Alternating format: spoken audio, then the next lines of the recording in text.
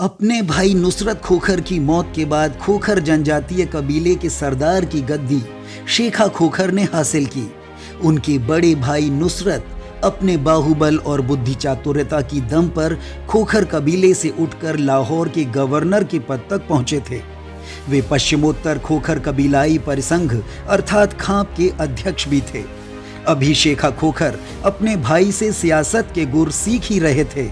इसी दौरान लाहौर पर तैमूरिया फौज ने हमला कर दिया।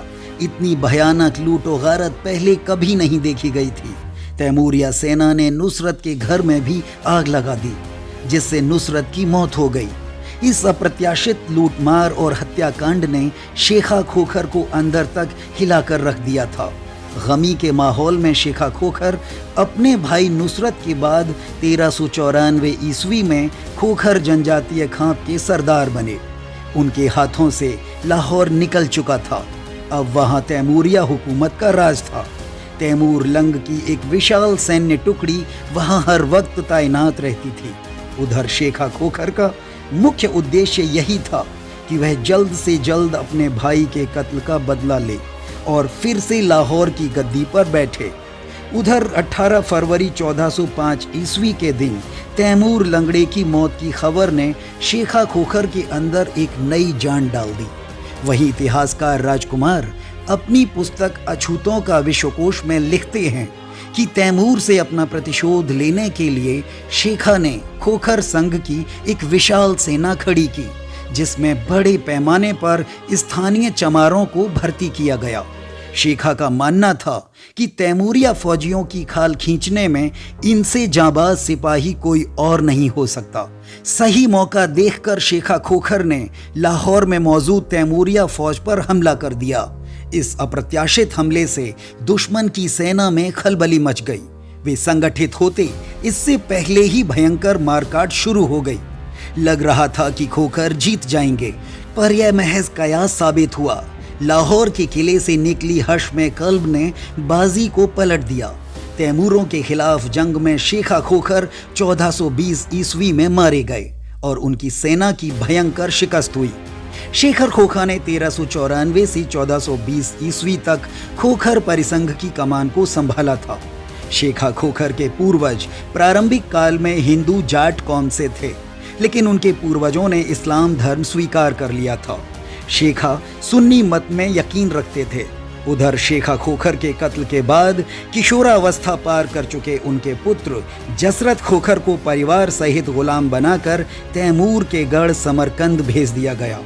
कुछ माह कैद खाने में बिताने के बाद जसरत की तालीम और तरबियत पर सुल्तान शाहरुख ने ध्यान देने का हुक्म दिया।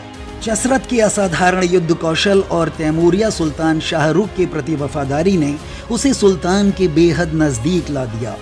शाहरुख ने जसरत को शाही फौज में जनरल के ओहदे पर तैनात कर दिया। जसरत के रसूख का अंदाज़ा हम इस बात से लगा सकते हैं कि एक गुलाम होने के बावजूद सुल्तान शाहरुख ने अपनी बेटी शहजादी सादत सुल्तान आगा का निकाह जसरत खोखर के साथ करवा दिया। सुल्तान की मौत के बाद जसरत समरकंद छोड़कर पंजाब लौट आया। लाहौर लौटने पर उसका गर्मजोशी से स्वागत किया गया और अपने पिता शेखा खोखर की मौत के बाद जसरत को शाही कबीले के सरदार के रूप में चुना गया। अब जसरत की ताकत दोगुनी हो चुकी थी। एक तो वह तैमूरिया खानदान का दामाद बन चुका था, दूसरा उसे जाटों की खोखर खाप का सरदार भी चुन लिया गया था। उधर तैमूरिया हुकूमत ने जसरत को मुस्तफ़ा जसरत शेखा खोखर के नाम से लाहौर की सूबेदारी सौंप दी। जसरत को सुल्तान पंजाब और सरदार पोथोहर के नाम से भी जाना जाता है। इसमें कोई संदेह नहीं है कि जसरत एक वीर योद्धा थे। उनमें राजत्व के गुण कूट कूट कर भरे थे। जिस समय जसरत लाहौर पर काबिज थे, उस वक्त दिल्ली पर सैयद वंशी शासक मुबारक शाह की हुकूमत थी। जसरत ने 1420 ईस्वी के अंत में हुए कश्मीर के गृह युद्ध में सुल्तान जैनुल आबदीन का साथ दिया। आबदीन को कश्मीर का अकबर कहा जाता था। इस साथ की वजह से तैमूरिया हुकूमत ने जसरत को लाहौर की गवर्नरी से बर्खास्त कर दिया।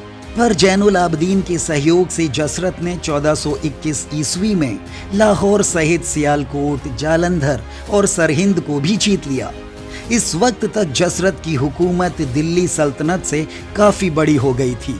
कश्मीरी सुल्तान जैनुल आबदीन ने जम्मू का समस्त क्षेत्र भी जसरत को तोहफे में दे दिया।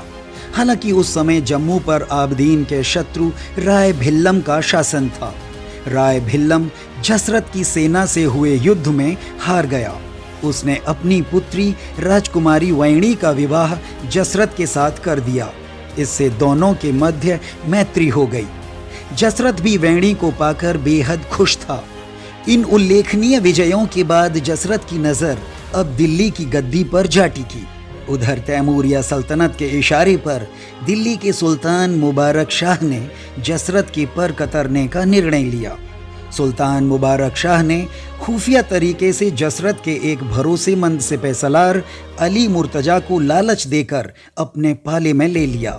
अली मुर्तजा जसरत खोखर की सेना के मुस्लिम दल का मुखिया था। उसका जलवा ऐसा था कि जब कभी जसरत जंग पर जाता था तो अपने शाही हरम और प्रशासन की जिम्मेदारी उसे ही सौंपकर जाता था। इसी दौरान अली मुर्तजा ने जसरत की प्रिय रानी वैणी को अपने प्रेम पाश में ले लिया, जिसकी भनक जसरत को भी नहीं थी। उधर दिल्ली सुल्तान मुबारक शाह के बुलावे पर अली मुर्तजा 1422 ईस्वी में अपने साथ जसरत की पत्नी वैणी को भी दिल्ली भगा ले गया। दिल्ली जाकर अली मुर्तजा ने जसरत के खिलाफ सारी खबरें सुल्तान को दे दी। बाकी बची खुफिया जानकारियां वैणी ने मुहैया करा दी। बीवी के भाग जाने से जसरत आग बबूला हो उठा। उधर सुल्तान मुबारक शाह ने सरहिंद जाकर खुद जसरत को पीछे हटने पर मजबूर किया। अचानक हुए शाही सेना का सामना जसरत न कर सका, लेकिन मुबारक शाह भी जसरत को हरा न सका। अपनी पत्नी की गद्दारी से तमतमाई जसरत ने अपने ससुर राय भिल्लम की हत्या कर दी। उधर अपने परिवार को संकट में देखकर रानी वैणी जसरत खोखर के पास वापस लौट आई। पत्नी के पुणे घर वापसी पर जसरत का गुस्सा जाता रहा। धीरे धीरे सब कुछ सामान्य सा हो गया। एक रोज हरम से थकान मिटाकर जसरत गर्म सरोवर में नहा रहा था कि तभी एक तीर उसके दिल में जा धंसा।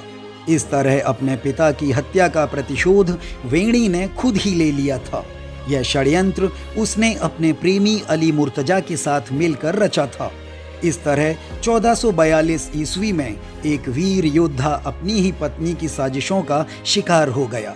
यदि जसरत खोखर की हत्या न हुई होती तो संभव है दिल्ली सल्तनत की तकदीर में कुछ और ही होता।